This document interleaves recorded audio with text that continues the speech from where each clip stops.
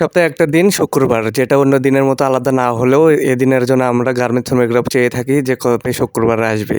তার কারণ হইতেছে দীর্ঘ 6 দিন একই রুটিনে চলার পর যে দিনটা শুক্রবার আসে মনে হয় ওই দিনটা ঈদের দিন। তো এই মিনি ঈদের দিনে কার কি করতে মন চায় কমেন্ট করে জানাবেন, কিন্তু আমার অনেক ঘুরতে মন চাই। তো সকাল থেকে ভাবতেছি যে কই যাওয়া যায়, তো ছোট ভাই বললো চলো আজকে তো শুক্রবার দিন একটু গোসল দিয়ে আসি কুটুম বাড়ি থেকে। তো আমাদের বাসার কাছে হলো, আমি কখনো যাই নাই, তো ছোট ভাই বলতেছে আমি অনেকবার গিয়েছি, চলো ওখান থেকে একবার গোসল দিয়ে আসি, অনেক ভালো লাগবে। তো দুই ভাই 10:30টার দিকে একটা 3 চাকা প্রাইভেট কার রিজার্ভ করে রওনা দেই কুটুম বাড়ির উদ্দেশ্যে। যাওয়ার সময় যে ওয়েদারটা ছিল তা বলার মতো নয়, কারণ দুই সাইড দিয়ে বড় বড় গাছগাছালি আর মাঝখান দিয়ে উঁচু নিচু ঢালু রাস্তা। আপনিও প্রথমবার আসলে মনে করবেন যে জাফলং যাচ্ছেন। তো যাই হোক, দীর্ঘ 20 মিনিট জার্নি করার পরে চলে আসলাম আমরা সেই কাঙ্ক্ষিত পার্কের সামনে। তো একটা মজার বিষয় হচ্ছে যে এখানে কোনো টিকিট লাগে না, দেখেন আমি একদম গিরগির করে ঢুকে যাচ্ছি, কোনো টিকিট কিছু লাগে না, সব ফ্রি। অবাক হয়ে লাভ নেই, কারণ এই দুনিয়াতে ফ্রি বলতে কিচ্ছু নাই।